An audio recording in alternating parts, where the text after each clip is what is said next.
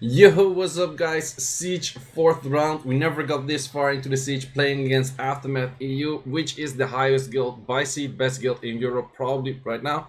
Let's see how we do. Last round they went 12 people on 10-0 against Aftermath Legends, which is an insane amount of offense rate. They also have pretty good defenses, very good defenses. Our guild was struggling with it. You'll see how we did. Let's look at the matches I did and let's see what I could have picked better maybe, or just have done better in general. Or was it just a little bit unlucky? We'll see, we'll see. Also, all the way at the end, I have one defense that was missing from the last video, which I will show in this video because it was a kind of like secret-ish defense, so I didn't really want to show like how it works. People already knew what it was, but I didn't want to show how it works. So let's get into that. First match against Pink Roid's Tian Lang. So I've been using this offense for a bit now. Like I tested it on Guild War offense, I tested it against a whole bunch of things. That's on Despair. This one is also on Despair. Neither of them Despair. That's a little bit bad. We got a Despair from that. We got a proc from that. It was a little bit unnecessary, but it's okay. It's okay. No slow buff on the left. Do we get glancing on all? We get glancing on all except middle. We get proc. We get triple proc. That thing actually does a shit ton of damage. He does 6k per hit on his S2 on arm break. Okay, my thing on the middle was a bit squishy. He right away went for the target that was the most squishy, which is also not that. And he proc 3 times, and through glancing he landed everything. So that's kind of bad. That's kind of bad. But we are still kind of in the Gucci, right? If that thing doesn't proc, can we get some comebacks? We also proc on this one though, which is pretty nice. Can we stun on the left? We do land stuns on the left. Can we despair stun? No despair stun. That thing was not really despairing, but that thing was also proccing more. And now we're kind of in the issue scenario situation thing. Double despair, no despair. Yikes. Yikes. We can still win this, right? We can still win this. Nope, we cannot win this anymore. Yikes. Yikes, yikes, yikes. That Tian Lang did a lot of damage. Did a lot of damage. It was pretty close. Few less procs on his side and it would be fine. Few more despairs because I think I hit like, well, I think in total probably like 10 times with 0 despairs, which is not 25% rate. Count us. It's not. But yeah, in general, maybe I could have used something else for the third unit instead of Carnal. I think the first two were pretty decent, but it's a little bit of a tricky offense. But I've seen it work. In this case, didn't. That is a bit of a bad start. So let's use the thing that always wins, right? This thing always wins. And it shouldn't be too difficult against this in general. So I fought against Pink Roid's defense again. Was exactly Pink Roid's defense again. He did proc out again. And yeah, bombs are already... The bomb is planted. CSGO style. We proc once here. Could have done that on the left, but I just wanted to kill that. That thing killed. Okay, I guess everyone is proccing. I guess everyone is proccing, hella proccing. Oh man, look at that juicy S1 damage. Look at that juicy S1 damage. So yeah, and then that fight was pretty easy actually, compared to the last time. So besides that, they had a lot of LD. So they had this team with Molly. They had like 2 or 3 towers of that. They had the Tian Lang tower and they had a Hertide tower, which is pretty good all in all. This was my first clear on it, and I just thought like, okay, if I just kill the Molly, this team is not gonna do pretty much anything, right? Then it's just that, and it will take a while, and I think we can skip forward a little bit. And it just takes a while. You get there, you get there. The thing barely does any damage. Like, I barely lose any damage. I did notice that. I think that's a 20k heal. This thing is 40k HP. This is one that's fucking 40k HP. What the fuck? So yeah, they have kind of weird builds on the Savannahs apparently. I was like, okay, this is pretty fast. Okay. Well, this team did work against it. Ta-da! And on the net force, they had the CVT, stands for Carcano Vigor Triana. It's a good defense. You see that I checked for like other servers. The Korean server mostly uses this. The Japanese server uses this, and they use Iris instead of Vigor as well. China server just uses more LDs in general, but it's like the global server also uses this. So It's a pretty well common used defense. We were thinking about using this, but in the end we didn't because we switched the Vigors for Skogels, which gave us a few wins at the start, but not more than that actually.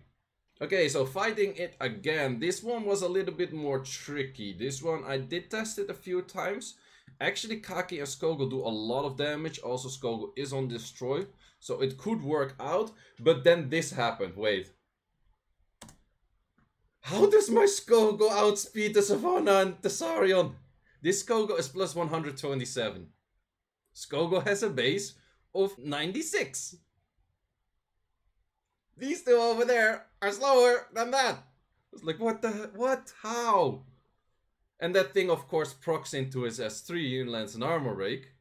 And then we got another armor break over there. I'm like, yeah, this is maybe not that good. This is maybe that thing also procs, also maybe not that good. Yikes. Yikes. This was actually a more stupid team. This was a pretty risky team. This, not gonna lie, this was pretty risky. I was hoping for this to do enough damage to kill, and that did a lot less damage than I expected. Maybe a proc, no proc for me. Proc for him though. Proc for him though.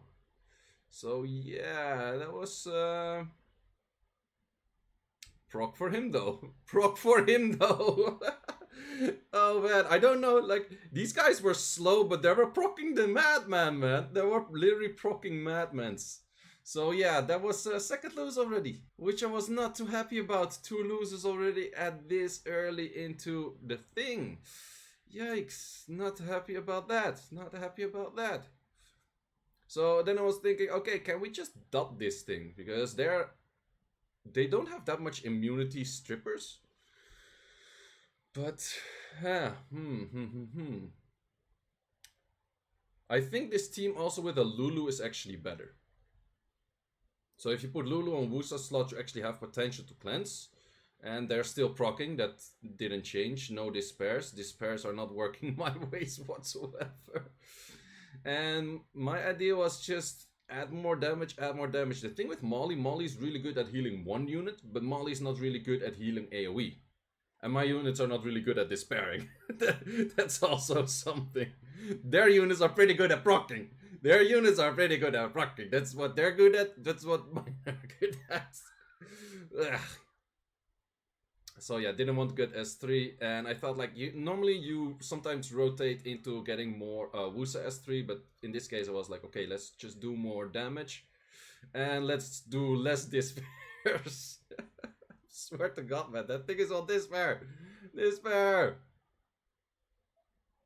No despairs. There's no despairs on my account. There are no despairs on my account. I checked afterwards. I didn't actually show it in the clip, but I actually checked afterwards if my unit was on despair. It was on despair. Yay, there we finally got 3 stuns. But were those despair stuns or normal stuns? I don't know. Probably a combination of the two. But still. Also, I had max Aki for the people wondering. Did we get despair? Yeah! See? See, it was on despair. The left one despaired after freaking 4 AoEs. It finally despaired shit. But yeah, this team was pretty safe. This team was actually pretty safe. It took a while, but in the end, you see how it gets. And you just slowly clear everything. And Molly heals a lot, but Molly cannot heal AoE, so therefore you're fine.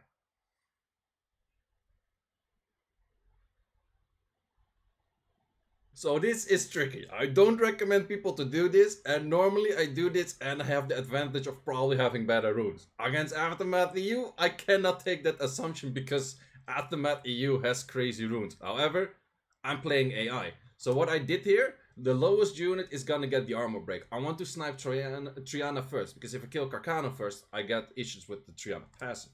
So if Triana has lowest HP, she will actually get the passive. So also here, I was like, okay, I have to hit the thing to make it lowest HP. And it still was. If I did S1, it wouldn't have been. I did S3 on purpose to actually get that. So luckily, I did crit to glancing hit, which was Gucci. Armor break removal there. Yes, okay. Hidden aim. So this was just... I was a bit lucky with that he didn't proc as much as like the other rounds. But this is definitely tricky to do. Like if they proc enough, this is a tricky thing to hit. And that Carcano did a lot of damage, and their Carcano didn't die. So everything they run was just tanky, tanky, tanky, tanky. Man, they have crazy runes, I'm telling you, man. They run shit, weird bolts and crazy runes. So yeah, but this in the end was a win. This was a pretty clean fight, I would say, from my end. Not the best offense to use, but a pretty clean fight. They also have everything on Despair, which helps it out. Like, if you can't really tractor it. Well, you can, but it's more difficult. And then I was fighting one more, and I was like, YOLO this shit. So wait. Is this gonna kill everything? Put it in the comments right now. I give you a sec to pass in the comments right now. A, how much damage do you think I do? B, do I kill everything with it? I'm gonna pause it that you can see the damage. 18k, but only 14k's on the middle one. That's a heavy reduction from damage on wind. But I actually do a little bit extra damage on wind. But the damage from wind on that vigor is insanely a lot. So yeah, that thing didn't die. That thing did not die. So we had to kill it here. And for some reason, okay, let's say he didn't S2 S1. How did that Lucian die on armor break? Their Carcanos are weak, man, but they're hella tanky, so they're super like high efficient, but in different stats. They're not efficient in like damage stats. Like, how does my Lucian survive a Carcano as one? On an armor break. He was literally armor broken. Like, sure, he dies. I didn't even see the damage, but like, what the hell, man? These builds were weird. They caught us off guard. Also, what Lemon says, it's actually true. If you go Galleon, Imesti, Lucian, you can make a Lucian 30% less on the crit rate. But my setup is mostly like my main Lucian, which you have seen me use throughout everything, is a 100% crit rate, so I use. Then another fight, this one was tricky. The moment you see me use Zhongchang Lao, it is tricky. I did test it with one a few times, and actually, my Thessarian did a lot of damage, and therefore it could work. Also, all of these units have like max Aki with this, so resistance lead is not an issue. But this stupid unit cannot stun for shit. Oh, what? Okay. Please, 100% activation rate. We need that buff. But sure, still good. Okay, we got a proc on that, which was not that beneficial. At least that thing didn't proc. I was like, okay, if this thing procs once, I'm instantly done. I'm instantly winning. Okay, so that didn't. I wasn't too sure if this was gonna kill. Maybe I should have S1 for... I was hoping this would kill with that, but it didn't, and he procced out, which was pretty bad, So... armor break. Not good. That did good damage. If it doesn't proc, I'm fine. Of course it procs. If I say it doesn't proc, I'm fine. And that procs. And then this also procs. This also procs. We're done. Okay, not the best offense. Not the best offense, but could have won. Could I have used something better? Yeah, probably. But this totally could have won. But not in that case. Not in this case. Not in this case. Do another one. No, there was enough apparently. So yeah, that could have been better. So that's already 3 loses. I'm at 6 and 3, which is not that great. I don't like 6 and 3. Yikes. So then I was just okay. Poseidon cannot glance. Let's go attack crit damage. Attack Poseidon because they're slow as hell. And let's just do this. Despair Poseidon. Despair 100% crit rate. 100% Eki. Well, 85 Eki with artifacts. Let's see how much damage we actually do. We do... why do I do so much more damage on Savannah than the Molly? Well, probably more defense stats, I guess. And Thessarian, you do this damage because of the passive. But look at this. This is the key to this team. If you're building this team and you're losing, it's because this is not the damage you do on your Triana. This is the damage your Triana should do, and then it's easy. Then it's done. That's what you should do. So yeah, that was my 7-3.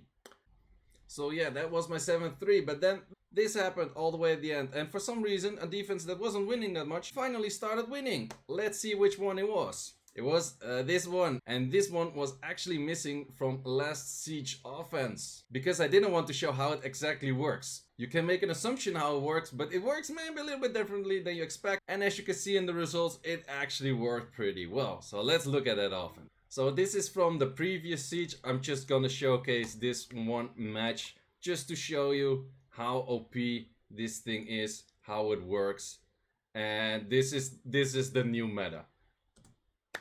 Wait, let's do that again.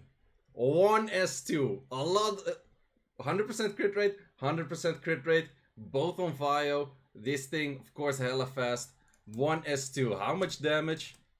It's impossible to read, and we're 70% of that Clara, straight up 70 freaking percent of that Clara, and of course bombs, everything. But look at the juicy S1, 2.5Ks, proccing 2.5Ks, that's 7.5, a bit more easy cleanup. We have roid that just John Cena's the shit out of fucking units. We have so much damage, even Gianna 2.4s. Easy. This thing is so OP, so this thing actually took quite some wins on the defense as well. Sure, there's a whole bunch of counters to it, but the moment you run out of those counters, you don't really want to fight this one, man. This one hurts, I'm telling you. So that was it. We lost, and to be honest, I'm not gonna lie, it wasn't even close. They were a lot better than we were. We had a few people going 10-0 though, but they had a lot of people going 10-0. They had like 5 people 10-0, and in general, their win rate was a lot better. So we didn't stand that much of a chance, to be honest. We were having a lot of losers like early on straight away. They had few losses early on, but then didn't lose anything anymore for a really long time. And as you can see, they walked out on points like at this point, like pretty heavily. We even at some point we were so like people were not even interested in the siege anymore. We didn't fill one tower, which everyone forgot or something. Like I was watching like A Quiet Place 2, good movie, should watch, do recommend. But yeah, we kind of gave up, and then at some point, like in the 9 here, is where my Gianna defense actually started popping off, and yeah, that was that for the siege. It was a fun tournament. We got further than we got earlier. We tried some new defenses because we're like anything we can throw at them, which is meta, it's probably not gonna work. So we're just gonna try weird shit. We actually tried besides the Sierra, Gianna, roid. We tried the same thing with Praha's, but they were like a little bit mistuned, and therefore it had some issues with it. They didn't really want to explain like the depth of it, but they were not that good. Also, instead of using the typical net force, we actually went for where they at.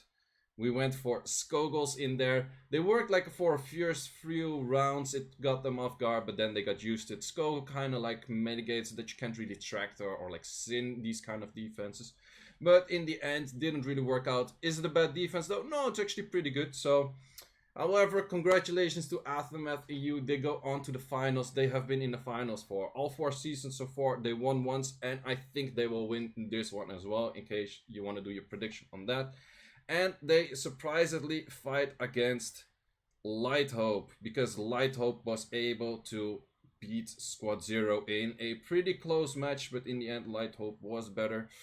At least I thought it was pretty close for most of the time. I'm not sure if it ended close. I didn't really follow the siege at the end, but good job Light Hope. Too bad for Squad Zero, but can happen, better next time. And yeah, that's it. So finals this Saturday, Aftermath EU against Light Hope. My expectation goes to Aftermath EU winning. They're super solid on their offenses.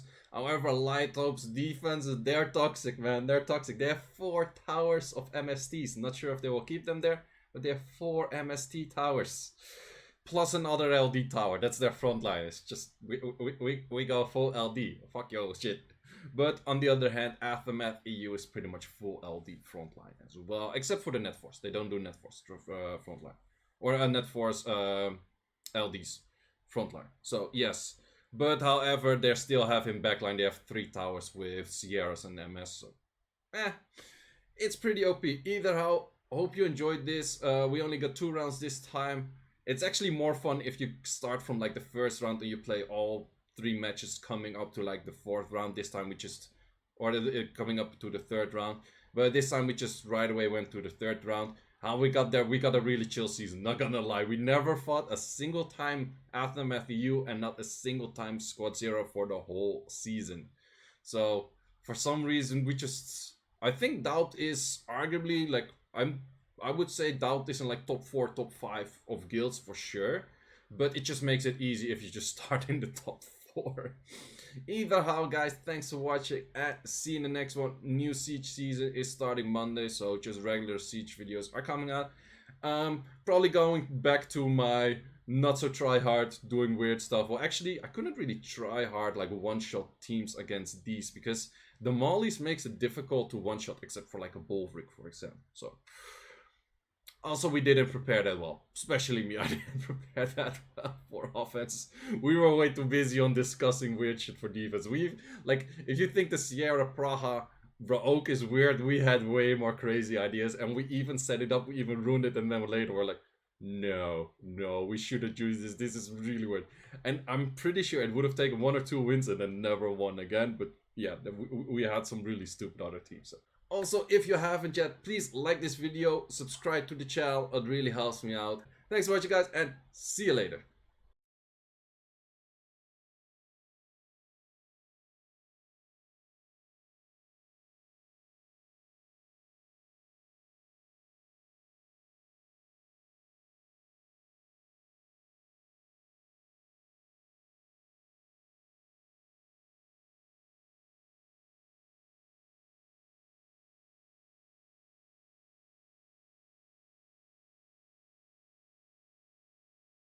And thanks all.